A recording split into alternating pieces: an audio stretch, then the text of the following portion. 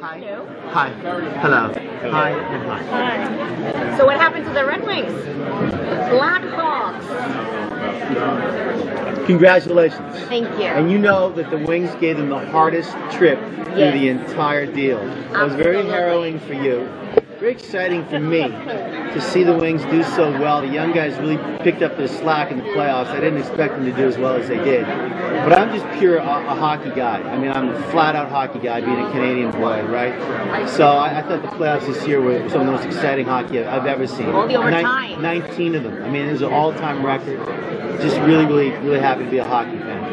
Sid found out that Pope has killed his daughter. How did you prepare for this intense scene? It's a great question because I've been asked it a lot. It's a great question. Kurt Sutter grabbed me in New York City 6 weeks before we did season 5 and told me what was going to happen. And I'm not kidding you guys. I had tears in my eyes. I have 2 daughters in real life. I really didn't know what the fuck he had just told me. But when I got that script, I went immediately to my dear friend, Dr. Sam Brando, who's a shrink therapist, and we went over the internal workings of a human being. How can you prepare to do something like that unless you really get into it, right? So I talked about, fight or fleet, fleet or fight, adrenaline, shock, anger, crying. What is numbness? When does the human body go numb? All that stuff, and he really mapped it out. He was blown away when he read the 2 scenes.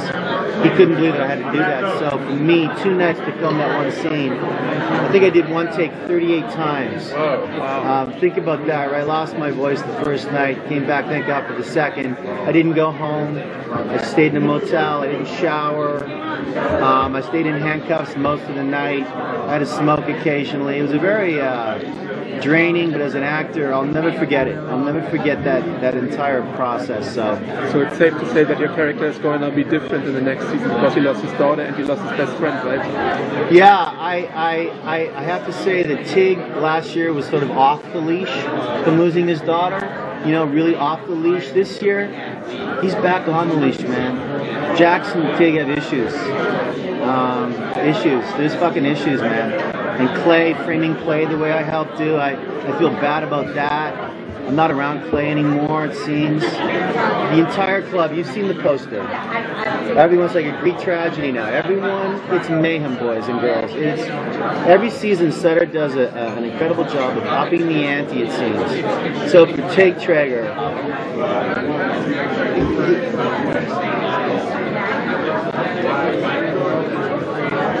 I don't know. I literally try and play the moment as they come. And Sutter does a pretty good job of really writing for Tig and then not so much, and really writing for Tig and then not so much. But even on those not so much times, I'm in it 100%. So we'll see how this ends up. What's it like shooting that scene for 38 times? I mean, what your mind just must be like. Well, I'm an internal actor, I've been doing it a long time. I started on the stage and I've been on Broadway, and I was the youngest Macbeth ever at Stratford. I take this very seriously, so I never planned anything. I literally let it happen after I mapped it out in my head. And I can't tell you what it was like to see my beautiful daughter in the pit and then pouring, obviously it wasn't gas on her, but water, and Pope was so amazing, and his buddies were so, as actors, we never talked the entire season, Maurice and I, we never said one word to each other until it was completely over. That last scene, the last episode, when I pull the trigger and blow his head off, that's when we both realized, I'm a big fan. I love your work. I love your work. Because we didn't talk to each other. It was just one big hate, distrust, hate, but it was all over. We just hugged each other like old friends. It was really nice. How's Tig's pet? Bonnie, my little girl Bonnie, my little pit bull. I can't say. I'm going to leave that as a surprise for everybody. But I'll tell you, last season, that was amazing. Losing my daughter, finding the dogs, saving the dogs, all the emotion, like you said, that Tig went through last season. What a nice bookend for him, to not die. And I think the entire audience thought, this is it for Tig, man. He's going out. Jax is throwing him down the river. And then Jax didn't. Again, an incredible cliffhanging ending that's only Sutter seems to be able to pull off every year. So Yeah, we'll see. Hopefully Bonnie, isn't asking for too much money this year, because that's what Kurt always throws out there. As long as she's not asking for more than scale. So we'll see. So lots of crazy stuff has gone down in the series. You've known that since the beginning. Has there been a time over the course of the last few seasons where you've gotten a script and just been like surprised at what you're going to be? Because you end up getting involved in a lot of the stuff that keeps going down. A couple times I've said to Kurt, I'm not doing the scene. And a couple times he's took me in his office and told me why I will do the scene. And both times I'm happy to say he was right in the through line of taking his character. First time I was with Gemma, season 2, when I bang her up against the wall and she comes on to me, I said, I'm not doing it, I'm not doing that scene. Claire's my best buddy, I mean, he's the president, that would never happen. You know what Kurt said to me? He said, where does Tig go right after that scene? Where does he go right after that scene? I went, he goes to tell Opie. Yeah, what does he tell him? He tells him they killed his wife. Tig wants to end his life right there. He wants it over. He's been so fucked up in season 2 from killing Donna. Gemma, so screwed up from being raped in that very first episode, which is still my favorite episode of all, that very first one, season 2. I thought Gemma was unbelievable, Katie was unbelievable. He said, Gemma comes on to you. You don't come on to her. Yes, you kiss. Yes, you throw up against the wall, but you don't follow through. You break it off before it gets like. He said, listen, the biker world is full of drugs, sex, rock and roll. It's incestuous. It's crazy. It's fucked up. And you need to do this for yourself. Then you want Opie to kill you. You've had it. And he was right. It really kind of worked. So there's been a couple times where what Kurt's written, but I guess that's the way of Sons of Anarchy. It's a crazy world, right? What are your favorite TV shows at the moment? I don't watch TV. At all? I really mean that. Okay. I really mean that. I don't even watch my show. I mean, I love my show. I love doing it. I love seeing it here and there. But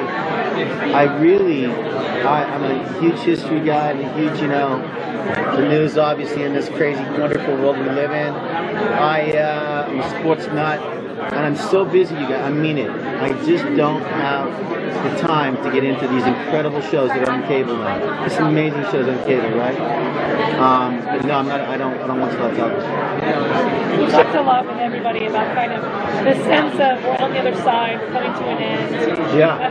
Does it feel like there's an end trajectory inside for what Tig's going through? What we like? Do you feel as you're playing him that you're kind of coming to where we would see as an end? Great question. I don't know. I don't know how to answer that, because the only person who knows is Kurt Sutter. So every time we think Juice can't even hang himself right, he's still alive. Tig should have been killed 2 or 3 times, I'm sure, by now. Everyone wants Clay dead. I don't know how he's going to end this thing, but I will from the bottom of my heart, I can't wait to move on. Kim Coates. I've had the best time on this show. This has been my awakening of a regular on a television series. I've never done that before. I've had arcs, but I've never wanted. I'm so glad that Kurt and John Linson invited me to this party, because it's really taught me that, as you said, there's some amazing television being written right now for men and women, and I can't wait for my own show. I can't wait to do my show now, And it's been a great thing to support Charlie, Ron, and Katie, like all of us have, and Sutter giving us our stuff here and there, and being a part of this team is something I'll never forget. I'm really glad that it was Sons of Anarchy for me to come into the regular world of television. I asked this question to Theo. In terms of Tig's relationship with the president, I mean, is he skeptical of Jax? Would he ever trust him, or it's just a situation because they're in the club, they just have to coexist? Like, where is Tig this season? Yeah. You said he's on a leash. Yeah, I'm on Jackson's leash, it seems.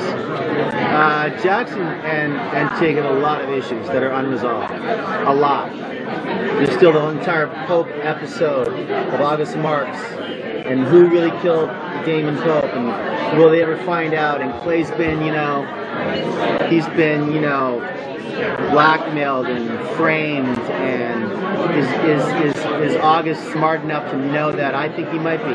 So Jackson Tig, man, and Bobby ripped his patch off last year.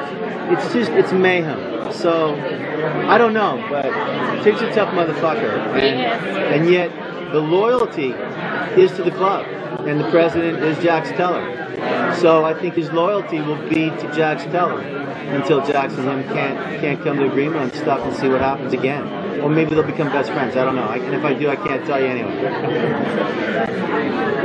Oh, you said you're a huge sports fan? Yeah. What about football? Love football. Yeah, who's your favorite team? Dallas Cowboys and Saskatchewan Roughriders. Redskins, so we're enemies. That's fine. That's absolutely fine. I really love it when the Skins and Cowboys play. Yeah, It's always a it's flat out the war. greatest, yeah. Awesome. Yeah. And Griffin, he's coming back. He's a stud. I was so sad to see him go down like that.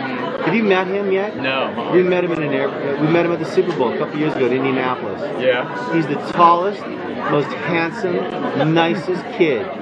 Who's a stud, right? So yeah, I'm a big football guy. Yeah. I love sports, period. Is Kylie doing her charity thing this She month? is. October 19th, One Heart Source.